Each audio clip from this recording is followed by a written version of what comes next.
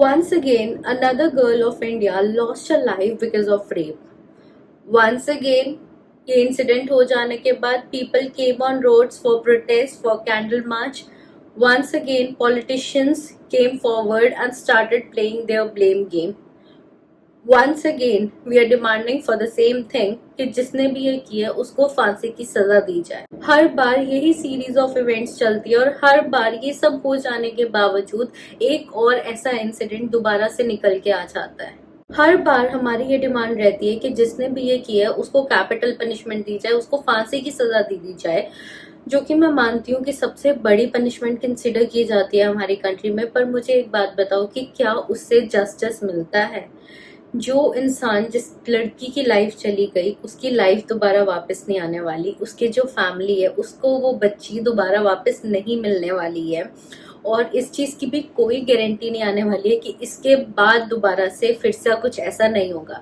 क्योंकि अगर एक बार फांसी की सजा दे देने से हमें ये श्योरिटी मिल जाती कि बाकी लोग डर जाएंगे और इस तरह का कुछ नहीं होगा, तो आज वाला इंसिडेंट जो है वो तो ना हुआ होता। तो क्या इसका मतलब ये है कि हमें फांसी की सजा ही नहीं देनी चाहिए? देनी चाहिए, लेकिन सबसे पहली चीज है, एक तो इतना टाइम ड्यूरेशन नहीं रहना चाहिए, because justice delayed is justice denied.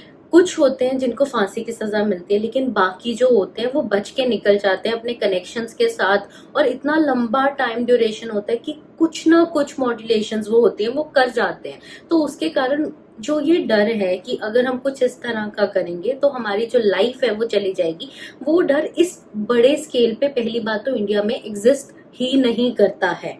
तो सबसे पहली चीज तो ये होनी चाहिए कि ये वाले जो केसेस है इनको फास्ट ट्रैक पे किया जाए, और फास्ट ट्रैक पे करते ही जैसे ही पता चले उसके बाद कुछ इफ्स एंड बट्स, कोई माइनर है मेजर है इसका कोई फर्क ही नहीं पड़ता।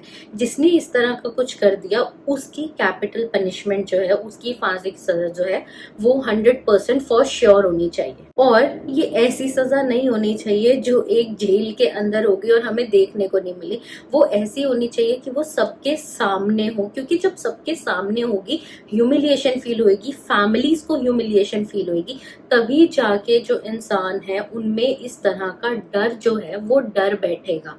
क्योंकि वरना तो ये जो है डर कभी आ ही नहीं रहा है, और ये एक बहुत बड़े इंसिडेंट तक कोई एक दिन के अंदर नहीं पहुंचते हैं। इस तरह का माइंडसेट धीरे धीरे करके डेवलप होता है। अब मैं आपको बताना चाहूंगी, when I was in school, like I was in 7th 8th class, उस टाइम पे there was a guy in my class who commented on a girl's bra। White shirts होती है, उसके नीचे ब्रा के स्ट्रैप्स वेरी मच विजिबल रहती ही हैं। किसी एक ने उस पे कमेंट कर दिया था, but I have always been that person जो अगर कुछ हो रहा है मैं टॉलरेट नहीं करती हूँ। I talk to my vice principal and वो तो जो रिपरकशंस होनी थी वो हो गई। पर इस तरह का जो एक ये जो छोटा सा इंसिडेंट है, ये माइंडसेट होता है जो इस चीज को एक इनिशिएटिव देता है, एक बूस्ट देता है कि हम इस तरह की हरकतें जो है करते रहेंगे। स्टार्ट होता है कमेंट्री से, उसके बाद आती है ईव टीजिंग, उसके बाद आता है कहीं पे भी हाथ पकड़ लेना किसी लड़की का बिना उसकी परमिशन के, और उसके बाद आती है ये वाली स्टेज। तो जो भी पर्सन फाइनल स्टेज तक पहुंचा है ना, वो कभी ना कभी फर्स्ट स्टेज पे भी था, तो उसको पहली बात तो फर्स्ट स्टेज से ही वो डर होना चाहिए, और वो ही हमारा मेन गोल होना चाहिए। क्योंकि हर बार ऐसा इंसिडेंट होने के बाद, किसी की लाइफ चले जाने के बाद, पेरेंट्स की होप्स चले जाने के बाद, उनका पूरा द रीजन ऑफ लिविंग चले जाने के बाद, सिर्फ किसी और को पनिशमेंट मिल जाने से मुझे नहीं लगता है कि जस्टिस मिलेगा। जस्टिस तब मिलेगा जब उस तरह का इंसिडेंट और किसी भी लड़की के साथ नहीं होगा, और उसके लिए हमें प्रिवेंटिव स्टेप्स पे भी फोकस करना पड़ेगा। गवर्नमेंट कह देती है कि सड़क पे ब्लैक जोन जो है वहां पे हम कैमरास लगा देंगे ताकि पूरी जो है विजिलेंस रहे। पर मुझे बताओ, अगर उन कैमरास की 24/7 सर्विलेंस चले और इस तरह की कोई टेक्नोलॉजी कर दी जाए कि जैसे ही वहां पे कोई हल्की सी भी मूवमेंट दिखे उस पे उसी सेम मिनट पे वहां पे पुलिस पहुंचे और इस तरह का कोई इंसिडेंट हो ही ना पाए, तो ये स्टेज जो है पहुंचेगी ही नहीं। मैं ये नहीं कहती हूँ कि जब इस तरह का कुछ हो गया तो उसके बाद प्रोटेस्ट ना करो, जरूर करो, क्योंकि अगर आप नहीं करोगे ये इश्यूज दबा दिए जाएंगे और किसी को जस्टिस की एक जे तक नहीं मिलेगा। तो ये करना बहुत जरूरी है, लेकिन उससे भी ज्यादा जरूरी ये है कि इस तरह के इंसिडेंट हो ही ना। इस तरह के भी जो स्टेप्स हैं वो जुडिशरी लेके आए, गवर्नमेंट लेके आए, और हम लोग भी लेके आए। इस सिचुएशन में she went on a work, and उसके लिए उसकी वर्क प्लेस ही सेफ नहीं थी। और उसके बाद पता है जैसे एफएम पे ना प्रोग्राम्स चलने स्टार्ट हुए जिसपे people are calling, the RJs are calling different people to know कि आप नाइट शिफ्ट को लेके कैसा फील करते हो। एंड मैं अपने मम्मा के साथ कहीं जा रही थी और किसी पर्सन ने रिप्लाई दिया आरजे को कि इसी कारणों को लेते हुए मैंने अपनी वाइफ को अलाउ ही नहीं किया नाइट शिफ्ट पे काम करने के लिए। मुझे उसी सेम सेकंड इतना गुस्सा चढ़ा और मैंने अपनी मम्मी को बोला कि वो होता कौन है उसको किसी चीज से रोकने वाला, ठीक है, who are you to give permission to somebody else. And मेरी मदर ने मुझे उस टाइम पे समझाया कि जब इस तरह का कुछ होता है तो लोगों में डर बैठ जाता है और उस डर के कारण कुछ रोक टोक लिमिटेशंस लेके आई जाती हैं। पर मुझे एक चीज बताओ कि क्या मुझे अपनी लाइफ जीने के लिए जस्ट को मुझे किसी और के कारण डर है, मुझे एक लिमिट में रहना चाहिए, जो लोग थ्रेटनिंग हैं उनको एक लिमिट में रहना चाहिए। तो इन चीजों पे फोकस किया जाए अगर हम चाहते हैं कि हमारी सोसाइटी इवॉल्व हो। And because I am being very honest here, very soon I'm going to move to some other country for work purpose which is very safe and I love taking the stand of my country। पर इस तरह के incidents पे I am sorry मैं नहीं justify कर सकती हूँ। And the people who are living there who are in touch with me they're asking me is India this much unsafe and I am sorry I can not justify India इस incident के ऊपर, नहीं है possible. और ये सोच के मुझे बुरा लगता है, नॉट जस्ट कि मुझे ऐसा फील होता है मैं यहाँ क्यों हूँ, बट उससे भी ज्यादा मुझे ये फील होता है कि मैं कुछ कर क्यों नहीं पा रही हूँ। I don't want this to happen to anybody, I'm not just talking about girls but about anybody। फिर हम बोलते हैं कि जस्टिस देने के लिए एक टाइम लगता है, इसीलिए हमें किसी को भी पनिशमेंट देने से पहले सब कुछ प्रॉपरली चेक करना होता है, ये वो और बहुत से स्टेप्स होते हैं जो फॉलो करने होते हैं कैपिटल पनिशमेंट से पहले। पर एक बात सुनो, लॉ जो है ना वो इंसानों के लिए बना है और ये तो जानवरों से भी बदतर हरकत है। प्लीज इनको एनिमल से भी कंपेयर मत किया जाए बिकॉज मैंने नहीं देखा किसी एनिमल को भी ऐसा करते हुए। तो जो लोग इंसानियत पे है ही नहीं, जो इंसान ही नहीं है, उनके लिए हम लोगों को लॉ को ध्यान में रखते हुए कुछ क्यों करना है।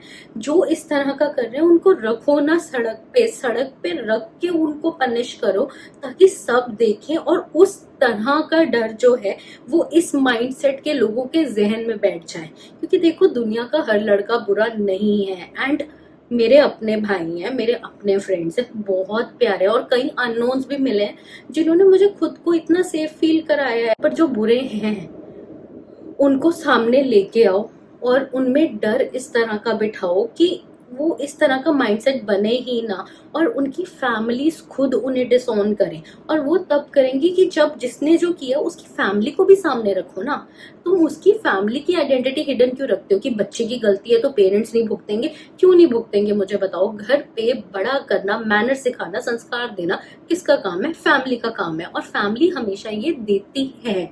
जहां पे फैमिली नहीं दे पाई या जहां पे फैमिली ने दिया बच्चे ने नहीं लिया, तो फैमिली अगर वो अच्छी है तो वो उस बच्चे को अपने घर से, अपने दिल से, हर जगह से बाहर भी करेगी और खुद कहेगी कि मेरा बच्चा गलत है।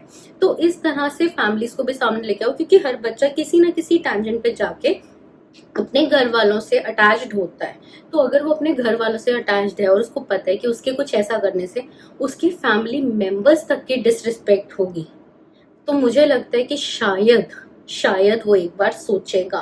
बट मैं ये जरूर कहना चाहूंगी कि डर जो है वो तो हम बिठाने के लिए पनिशमेंट्स को सीरियस करें, पर हम किसी और पे डिपेंडेंट नहीं रह सकते। हम हमेशा रिस्क फैक्टर में नहीं जी सकते। इसलिए प्रिवेंटिव मेजर्स जो है उनको सबसे स्पीड में लेके आया जाए कि हर गर्ल सेफ फील करे। मैंने आज ही वीडियो देखी थी इंस्टाग्राम पे जहां पे मैंने चेक किया था कि इस तरह का प्रोसेस भी है कि अगर कोई लड़की कहीं ट्रैवल कर रही है तो वो कुछ नंबर्स अगर डायल करेगी तो वो पूरा टाइम उन्हें ट्रैक करेंगे and will make sure that she reaches a home safely. पहली बात तो इस तरह के इनिशिएटिव्स को और लेके आओ। दूसरी बात, सबसे बड़ी बात जो मेरा सबसे मेन क्वेश्चन है, अगर मैं बाहर चल रही हूँ मुझे क्यों जरूरत है हर बार अपनी सेफ्टी की सोचने की? मैं अपनी लाइफ जी रही हूँ, मेरी अपनी लिबर्टी है, मेरी अपनी फ्रीडम है। मैं क्यों पूरा टाइम इस डर में चलूं कि मुझे ध्यान से चलना है कि मेरे साथ कोई दिक्कत ना हो जाए? जिन लोगों से हमें डर है उन लोगों के ऊपर सर्वेलेंस बढ़े, उन लोगों पे पनिशमेंट्स इतनी ज्यादा बढ़ जाएं कि इस तरह के लोग एग्जिस्ट ना कर पाए। पुलिस की जो ड्यूटी है, हमारी पुलिस जो है आप सबको पता है वो कुछ करना चाहे ना तो वो एक सुई भी अगर गुम हुई है ना, वो सुई तक ढूंढ के दिखा सकती है। हमारी पुलिस इतनी ज्यादा सीरियस हो जाए, नॉट जस्ट जब उनको एक इंडिकेशन आई हो कि यहाँ पे कुछ बुरा हो सकता है, बट ऑल द टाइम, ठीक है। अगर वो पूरा टाइम हर रोड का चार्ज ले, इस तरह के लोग जब स्टार्टिंग में एक छोटी सी हरकत करते हुए दिखे, उनको उसी टाइम पे इतनी सीरियस पनिशमेंट्स दी जाएं कि वो इतने सीरियस टेंजेंट तक कभी पहुंच ही ना पाए। जब हम ये सब करने लगेंगे ना, उस टाइम पे हम एक्चुअली जस्टिस की तरफ जो है वो जाएंगे। जस्टिस सिर्फ ये नहीं है कि जिस एक ने कुछ कर दिया उसको फांसी की सजा दे दी। जस्टिस ये है कि ऐसा होने के बाद किसी और के साथ ये दोबारा ना हुआ। मुझे नहीं पता अभी कि सोल्स एग्जिस्ट करते हैं या नहीं करते हैं, पर अगर सोल एग्जिस्ट करता है ना, तो कोई भी लड़की जिसके साथ ऐसा हुआ है, उसके सोल को जस्टिस सिर्फ तब मिलेगा जब उसको ये श्योरिटी होगी कि जो मेरे साथ हुआ वो किसी और के साथ नहीं होगा। तो प्लीज, मीनवाइल जब हम इन लोगों को पनिश कर रहे हैं, प्रिवेंशन की तरफ भी जो है वो थोड़ा सा अब सोचना शुरू करते हैं, अपनी कंट्री को सेफ बनाना शुरू करते हैं। क्योंकि मैं नहीं चाहती हूँ कि मुझे बाहर के लोगों के सामने इस तरह के पॉइंट्स मिले जहाँ पे मैं अपनी कंट्री को ही जस्टिफाई ना कर पाऊँ। I am very proud of India. India ये लोग नहीं है, ये जो थर्ड क्लास लोग हैं ना, ये इंडिया नहीं है, पर ये इंडिया में रहते हैं इसलिए ये नाम भी खराब करते हैं। मुझे ऐसे लोग अपनी कंट्री में नहीं चाहिए हैं, और इस तरह के इंसिडेंट्स मुझे किसी के लिए नहीं चाहिए। क्योंकि जब हमें थोड़ी सी भी चोट लगती है, हमें इतनी दर्द होती है।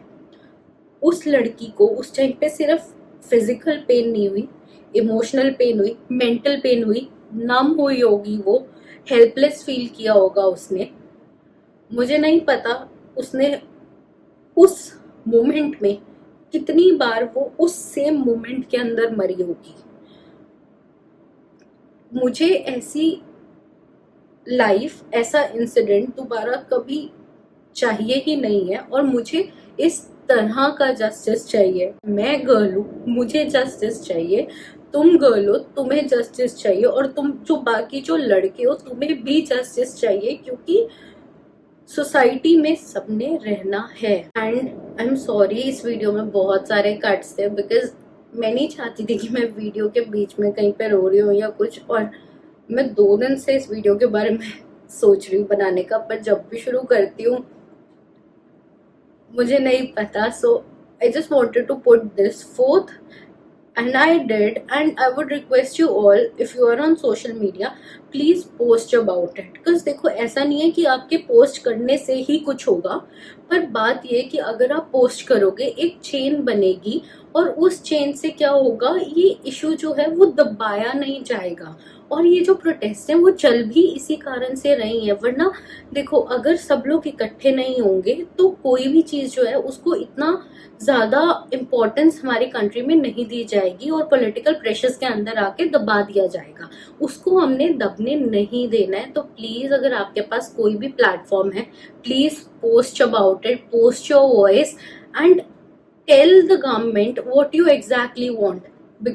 आई want this justice. I just don't want कि सिर्फ एक वो उस बंदे को मार दिया, तुमने फांसी की सजा दे दी तो मुझे लगेगा कि जस्टिस मिल गया। मेरे लिए सिर्फ वो जस्टिस नहीं है, मेरे लिए जस्टिस वो है जहाँ पे गवर्नमेंट ने इस बार फाइनली कोशिश करी हो कि उसने प्रिवेंशन के लिए कुछ सीरियस इश्यूज जो हैं उनको हाईलाइट किया हो, और प्रिवेंशन के लिए हमें कुछ बहुत अच्छी जो है provisions provide करी गई हो। So please use your social media, and please raise your voice on this.